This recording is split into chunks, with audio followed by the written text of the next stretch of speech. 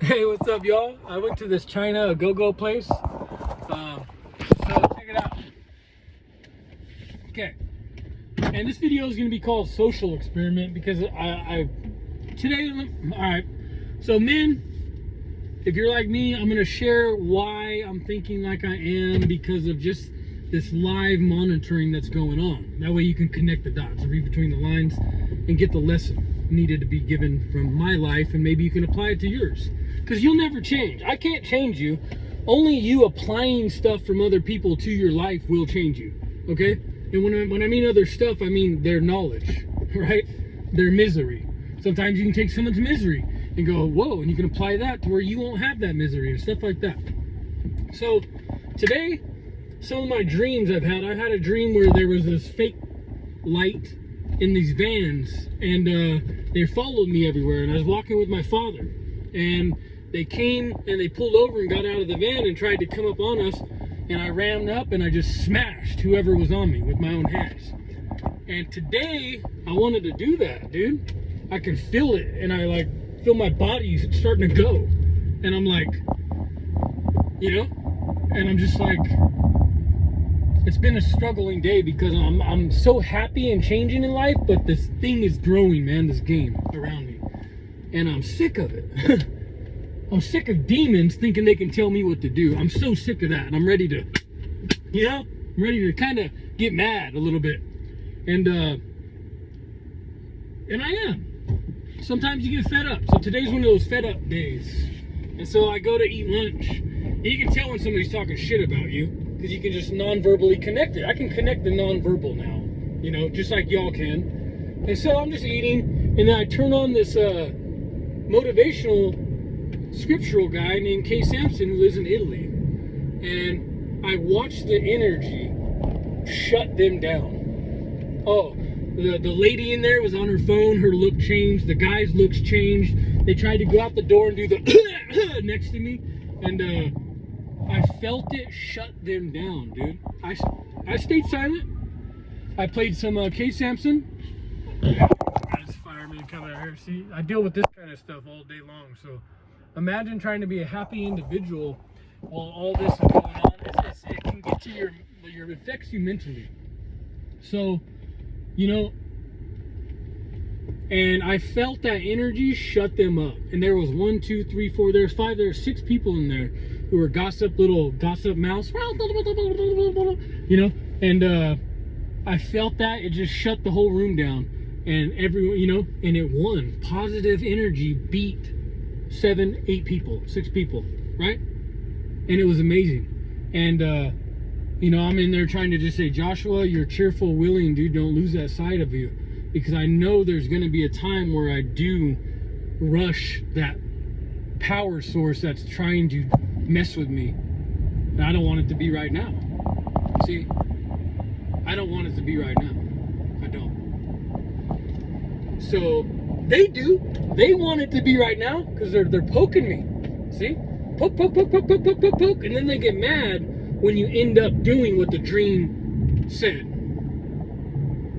So it don't make any sense, And so I want to encourage you. That's just my personal life. Now we're going to go back into the coaching, because you have to learn how to coach while going through hell at the same time if you want to be a mature coach. So don't lose sight of that. So I'm going through hell today. I can feel it. I'm an introvert on crack. So, and I'm becoming an extrovert. So when you are an introvert, explosive introvert, where it's just like your pulse waves are going boom and tripping people out, that's the introvert at its fullest potential. But have you really brought it out here? Your hands and feet, your mouth, how you speak, what you do, manifestation. So that's coming. So now I notice my extrovert skills are getting bigger, better, stronger, faster, wiser, right? And so of course the battlefield is going to get more fierce. There's going to be more games, there's going to be more turns, there's going to be more roadblocks, more loops, more new loop simulation that's going to be coming after you, because it's coming after me. And what happens is you're so loving your life, living the small life, what it's doing is putting pressure on everybody who has no life. So when they come around you and their whole life is just playing an agenda, the agenda life is not fulfilling. It's only momentarily pleasurable. You're pleasurable because you're reading a skip trying to poke somebody. So it's like, ooh, yeah, but as soon as you're done with that, your purpose is trying to say, hey, you got a purpose, you got a purpose, you got a purpose, you got a purpose. But when you're just reading a script, you put your purpose over here and you grab the agenda. Purpose, buy, paper, hey, how's it going? So when you're done reading it, dude, your life is meaningless. So when you're face to face with bright, pulsating awesomeness, people who are thriving, working hard, it's a reminder. But see, when you take it offensive, or you get offended, and you're built and backed and stuck on envy, anything good from somebody is going to offend your being a nobody, right? Because we're all nobodies in the end. I'm a nobody, right? But see, the only difference between a successful nobody and an envious nobody is the envy, right? The one who's succeeding humbles himself. They're not envy. The one who is envy is a nobody. That's just, the only thing that's different is one has envy and one doesn't. Like right now, most people who listen to this podcast, they get offended right now, throwing their seatbelts and ripping their hands. You envy. You got envy if you do that. You envious. You got serious problems, dude. And it's called hating on those who are living, hating on those who are thriving. Now, man, you're going to have to face this, okay? Difficult road. Now, if you want to coach, you have to get a hold of your feelings. Always be in examination mode. Even though things are activating in my life, I try new things. I'm going to play Kay Sampson loud in this place. So I turned up my iPad loud, and I watched it just scare away those gossipers. They got quiet. They put their head down. Do you know why? Because they were thinking. What happens when people hear positive reinforcement and they put their head down? What does that mean? So whenever somebody is negative, ooh, I got my mouth, and then all of a sudden a positive dude comes in or a positive woman and they speak life. You notice how they'll put their hands down, they'll put their head down like this. What is that? What is the psyche doing? Your consciousness. That means your consciousness is still alive. At that moment, you know people are going to war with themselves. They're second guessing the gossip, and they're going, and their intellect is going, you should really be positive. You should really do the right thing. That's that whole angel on this side and the devil on that side, right? I saw that in there. It disconnected it.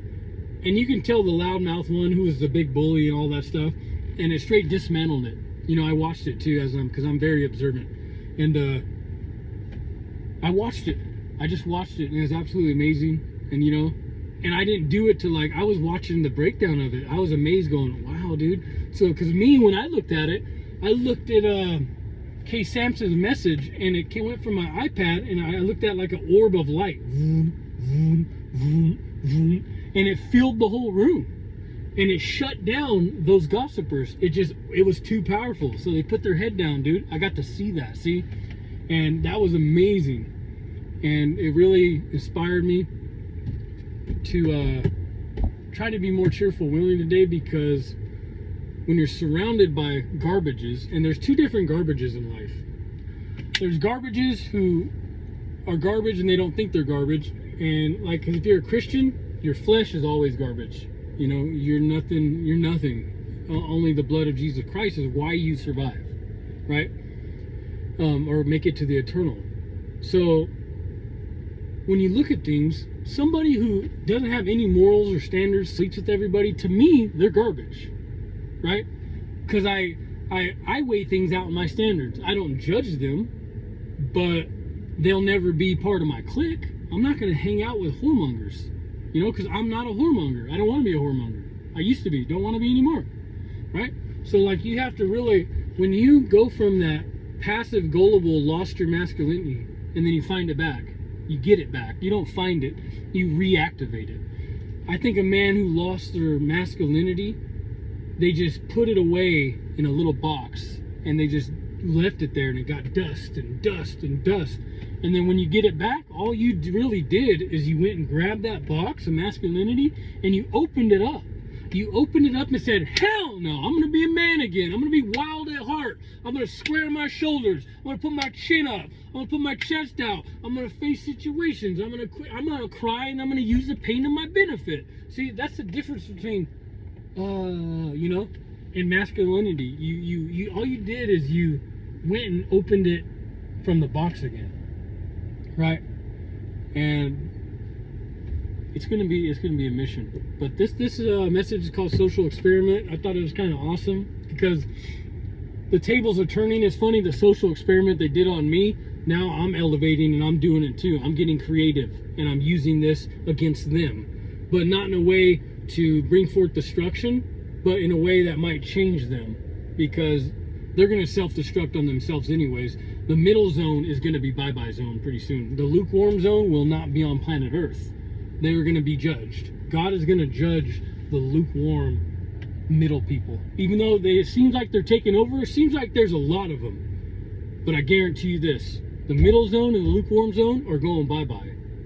Because God is going to be fed up with all this, and he's going to implement judgment on that zone. Because it's just, you know, it's just what the Bible says. And a lot of people don't believe in that, but those who are higher up, they know the Bible better than anybody.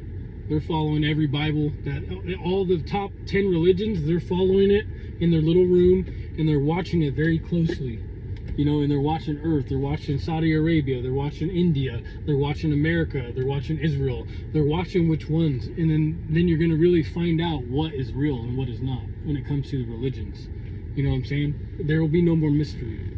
So, it's a little social experiment. If you men are finding your masculinity, now you got to also think of this, and then I'm going to end this video.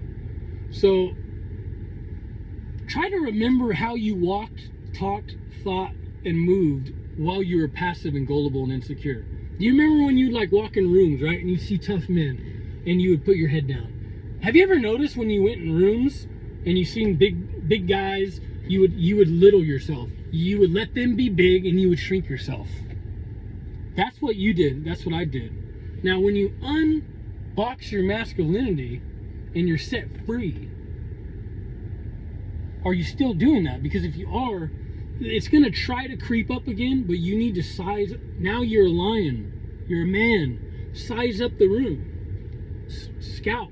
Size it up. Don't ever shrink yourself over another man being in the room again. Don't ever do it. And you fake it till you make it in there. Sometimes you're going to want to, but you need to try your best even when somebody is successful. Do you know why? Because you deserve to be there too. You're a man just like they are. And you're not doing it in a disrespectful way. You're doing it because those men are going to respect your man. Your man respects their man respects your man. We as men respect the men. See what I'm saying? So when you size up people in rooms, you go to that CEO meeting and you're like, yeah, what's up? I'm here. I was this. Y'all gonna see now the new this. If there are real men in that damn room, they're gonna respect the man in you because you respect the man in them. And that one word called respect is what's going to form something of honorable, respectful, integrated, integrity, all those big promises, principles are going to come to life. And that's how people build stuff, right? So you have to unlock your box of masculinity that you've already had. You just don't know how to use it, right? Because if you were passive, what's the opposite of passive? If you were gullible, what's the opposite of gullible? If you were low, what's the opposite of low? See what I'm saying?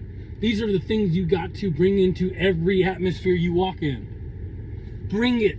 Bring yourself to the table. I got a seat at the table. Am I wanted there? No. Do they want me off of it? Yeah, but do I still got a name in a seat? You know, it's called a mantle. I know that. They know that. And I make sure they know it.